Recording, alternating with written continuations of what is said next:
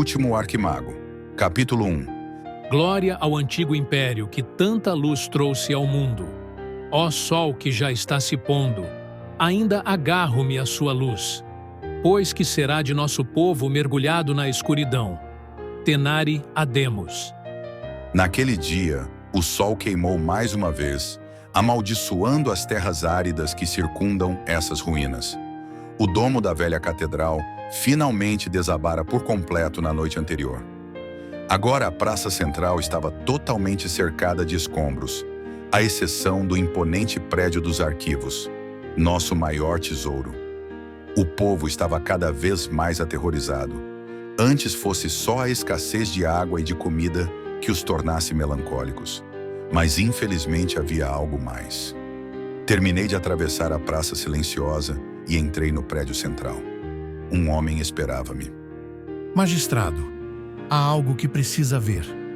Uma mensagem de Hetairos Aiod. Compreendo. Venha comigo, Aemar.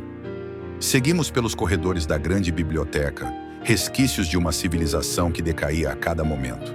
A visão dos tomos incontáveis me deixava cada vez mais melancólico, conforme as possibilidades de defender aquele tesouro tornavam-se mais insignificantes. Aemar, ao contrário, tinha o olhar esperançoso. Por muitos dias aguardamos essa mensagem, esse sopro de esperança.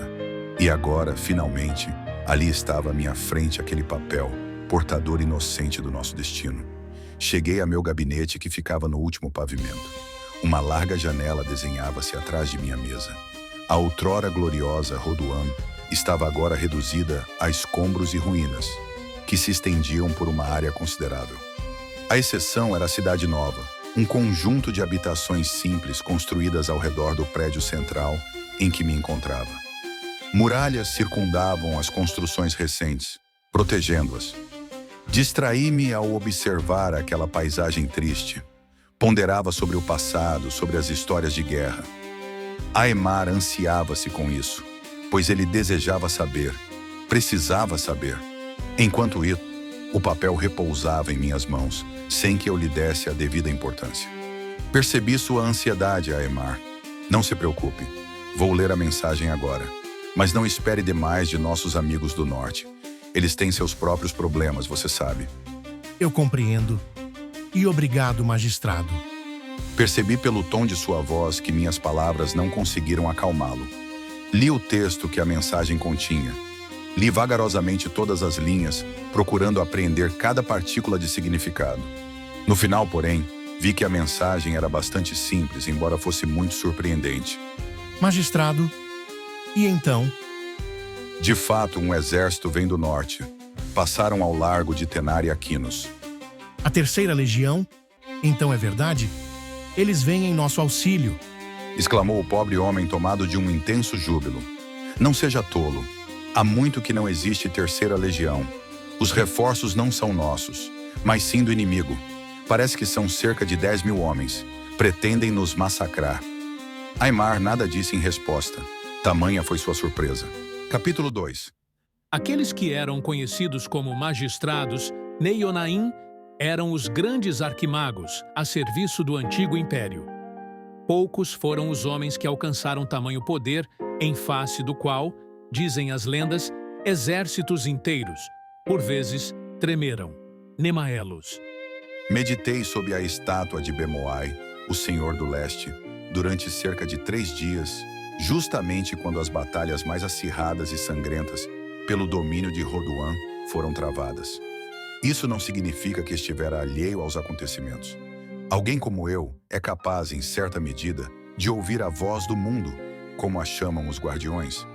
No estado de Atonai, permiti que minha consciência se expandisse, ao mesmo tempo em que desfocava minha percepção, com o fito de reunir as forças necessárias para o inevitável. Magistrado, preciso falar com o senhor. Balbuciou Aemar, que estava ferido no braço e muito cansado também. Já o esperava, meu amigo. Por favor, entre. De fato, aquele era o momento e eu estava preparado. O inimigo está sitiando nossas muralhas, magistrado. Nossas posições foram dizimadas. Só nos resta a guarnição da Cidade Nova, com uns 300 guerreiros. A situação é desesperadora, e eles sabem disso. Exigem nossa rendição incondicional dentro de, no máximo, 2 horas. Provavelmente, vão nos matar ou nos vender como escravos. Eis o que farão. Eu sei muito bem dessas coisas, mas Desculpe-me, magistrado, mas como pode saber? O senhor ficou aqui meditando, enquanto muitos homens lutaram e morreram. compreendo seus sacrifícios e agradeço por terem cumprido minhas ordens, ganhando um tempo precioso. Tenho fé que esse derramamento de sangue não terá sido em vão. Como pode dizer uma coisa dessas, magistrado? Por acaso está em seu juízo perfeito? Garanto que estou, afinal, eles ainda têm um obstáculo a enfrentar. Não pense que pretendo fugir da luta. Irei lidar com eles pessoalmente. O senhor, sozinho? Exclamou Aimar. Ficou muito espantado. Ah, agora entendo. Você me chama de magistrado, mas acredita que sou discípulo de Tenarium. Está equivocado. Minha ordem é a dos Neionain. O senhor? Será possível? Mas Basta, Aimar. Nosso inimigo nos deu um ultimato. É preciso dar a adequada resposta o quanto antes. Não concorda? Vamos. Deixamos o prédio dos arquivos. A população que restava, mais ou menos umas 5.000 pessoas, encontrava-se toda concentrada na praça central. A maioria daquela gente era formada por mulheres, velhos e crianças. A maior parte dos homens restantes ferira-se nos embates. A multidão de maltrapilhos sentia sede, fome e estava cansada. Aliás, os trapos que usavam eram a demonstração mais evidente de que a guerra os exaurira por completo. Compadeci-me deles. Meus caros amigos, falei, e todos se voltaram para mim. Os magos, como se sabe, podem falar a mente dos que os escutam. Por esse artifício, conseguem ser ouvidos com clareza, mesmo sem gritar. Meus caros amigos, repeti, quando meus mestres enviaram-me de Anissai há 3 anos, as instruções que recebi eram cristalinas. Proteja, em primeiro lugar, o povo de Rodoan e, em segundo lugar, os velhos arquivos. Hoje nem sei se aqueles que me incumbiram dessa missão ainda subsistem, pois grandes eram seus desafios. Mesmo assim, tentei cumprir minhas ordens da melhor maneira possível. Infelizmente, os tempos em que vivemos são terríveis e os obstáculos grandes demais. Mas eu lhes digo, não irei fracassar. Não totalmente. Posso não conseguir salvar a maior parte dos arquivos, nem todos a quem vim proteger, mas escutem o que eu digo. Povo de Rodoan, esse não será seu último dia. Eu juro que não será. As pessoas ouviram espantadas não só pelo conteúdo de minhas palavras, mas também em razão do tom ligeiramente alterado de minha voz, que possuía algo de místico, sobrenatural. Era uma decorrência da linguagem mental que utilizara para comunicar-me. Sem mais delongas, rapidamente cruzei a praça, dirigindo-me ao portão mais próximo. Ninguém falou comigo. Passado o espanto, por certo julgaram tratar-se de um delírio nascido de uma mente que perdera a razão. Pobres pessoas, não sabiam como estavam enganadas. Capítulo 3. Ao que parece, a ideia de meta-espaço não tem nada de abstrata. É apenas uma percepção mais acurada da realidade, com especial enfoque nas forças que a compõem. Os velhos manuscritos sugerem que a compreensão do meta-espaço, que os estudiosos da Terra do Vento chamam de a essência do quinto portal, era a grande chave do poder dos magos dos tempos antigos. Escaelos. Os portões abriram-se lentamente. O vento soprava forte, trazendo um frescor que não podia ser anulado por um sol que já se punha. Ainda restava, porém, suficiente claridade para que o inimigo visse meu vulto. Eu também os vi, mas não necessitava da intermediação do sol para isso. Lá estavam eles, cerca de 5.000 guerreiros enfileirados. Eram também pessoas miseráveis, desprovidas das coisas que os homens do passado consideravam comuns. E nisso se assemelhavam ao povo de Rodoan. Mas estavam completamente corrompidos pelo tempo, pelas guerras que muitas gerações foram obrigadas a enfrentar. Reduzidos a meros bárbaros, cruéis e mesquinhos, mereciam meu desprezo, mas não minha misericórdia. Um homem a galope aproximou-se devagar. Sorria de forma cruel, o que demonstrava seu excesso de confiança. Eu sou Atemos, o senhor da guerra do clã de Eonmaid. Suponho que você seja o líder dessa gente. Aquele que chamam de o Grande Magistrado. Disse ele, arrotando ironia e desprezo. De fato, nos últimos 6 meses, desde a morte do nobre Laedos, assumi o fardo de liderar esse povo. Meu nome é Liuron. O inimigo ficou por um momento pensativo. Pelo seu modo de falar, percebo que não é de Rodoan. Além disso, a maneira como escolhe as palavras lembra-me, não sei porquê, os textos antigos, a velha língua central clássica e pura, que hoje já está morta. Mais precisamente, a modalidade veradiana nisaica é a que o senhor utiliza, não é mesmo? Está correto. É impressionante que tenha chegado a essa conclusão tão rapidamente. Vejo que está surpreso, magistrado. Esperava por acaso que eu fosse um analfabeto, um ignorante, como esses homens que me seguem. Ah, mas aí é que o senhor se engana. Se eu iniciei essa campanha, não foi para obter mais uma leva de escravos apenas. Reconheço que esse fator foi importante, principalmente para motivar meus guerreiros. Mas para mim, o grande tesouro são mesmo os arquivos. É sobretudo para deter o controle sobre o conhecimento dos antigos que decidi conquistar Rodoan. Logo, estou longe de ser um bárbaro, como Laedos me chamava. Pois eu concordo com Laedos. O senhor se julga superior a seus guerreiros e talvez até seja mesmo, mas só no conhecimento. Em termos morais, em razão de seu desprezo pela vida e pelos direitos dos mais fracos, não passa de um bárbaro sanguinário, um homem que, nos tempos do Antigo Império, seria equiparado ao mais reles dos bandidos, o mais torpe dos ladrões. Atemos pareceu enfurecer-se. Divertia-me aquele comportamento tão previsível. O senhor subestima-me, menospreza-me, como o velho Laedos fazia. E ele pagou com sua vida por esse erro. Pergunto-me se não acontecerá o mesmo com o senhor agora. Ele desembainhou sua espada com um ímpeto assassino. Contudo, deteve-se por um instante, um pouco surpreso, ao ver-me impassível ante sua ameaça. Eu o subestimo, mas é justamente o contrário, afirmei. O senhor é que está excessivamente confiante. Se não me subestimasse, jamais se apresentaria na minha frente desguarnecido, identificando-se como o líder dessa horda de bárbaros. Não devia ter se afastado dos seus guerreiros. Há de convir que isso foi muito imprudente, bárbaro. Vejo que enlouqueceu, magistrado. Somente assim se explica tamanha empáfia na hora em que está para encontrar sua morte. Basta! Trovejei. E meu brado não foi o do comum dos mortais. Era como se 100, 200 homens gritassem ao mesmo tempo, pois minha voz ecoou de forma avassaladora na mente daqueles que me circundavam. A espada que Atemos tinha em suas mãos, eu o forcei a largar. Foi arremessada a grande distância, partindo-se em vários pedaços. Então é um mago. Acha que tenho medo de magos? Balbuciou ele. Tentava ainda manter uma aparência de confiança. Um mero mago? Meu caro tolo, você que se julga conhecedor das coisas de outrora, não é capaz sequer de deduzir o que sou, a que ordem pertenço? Você mesmo adivinhou que vim de Anisai e sabe que meu título é magistrado. E então, não percebe? Não pode ser. É um blefe. É um blefe. Disse ele, tomado de um estranho pavor. Ele obviamente percebia.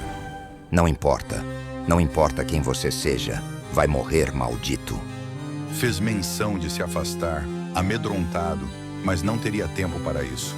Seu corpo, eu o desfiz em vários pedaços, que transformei no instante seguinte em finas cinzas, logo arrastadas pelo vento.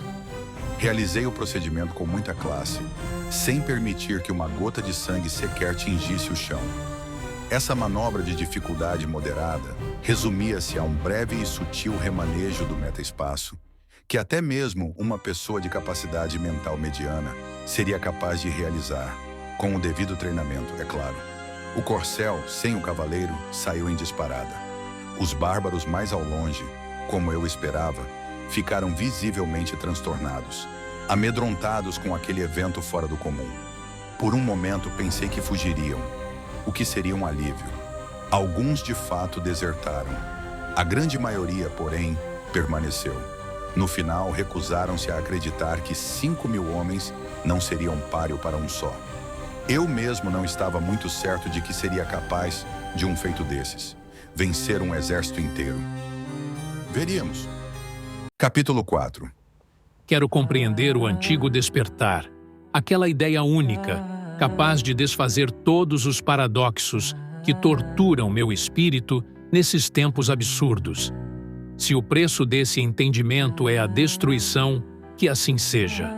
Pouco me importa que minha consciência seja dissolvida no infinito, desde que, ao menos por um mísero instante, eu compreenda, enfim, Adoar de Quinos.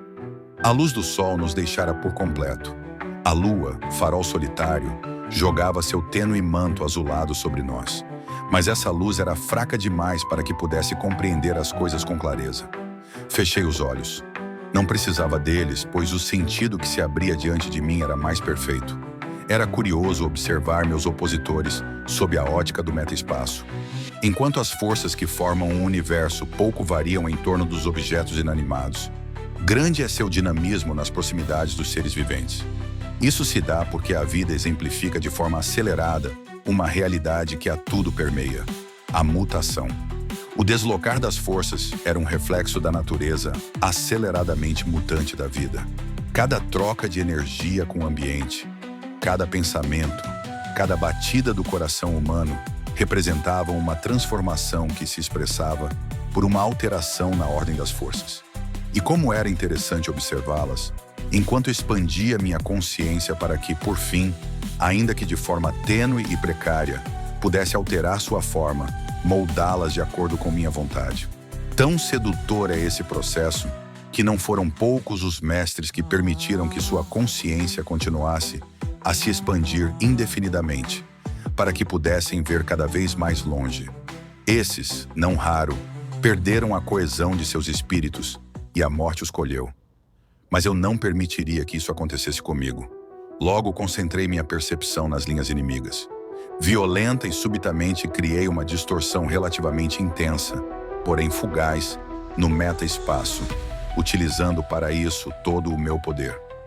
O plano da matéria respondeu a essa alteração de forma violenta e surpreendentemente atroz. Com um enorme estrondo, sob os pés de meus inimigos, uma gigantesca fenda se abriu. Parte da terra elevou-se aos céus em grande explosão. Fragmentos espalharam-se por uma enorme distância. Um eco inesperado produziu-se no meta-espaço, como reflexo da transformação que se operara no plano da matéria.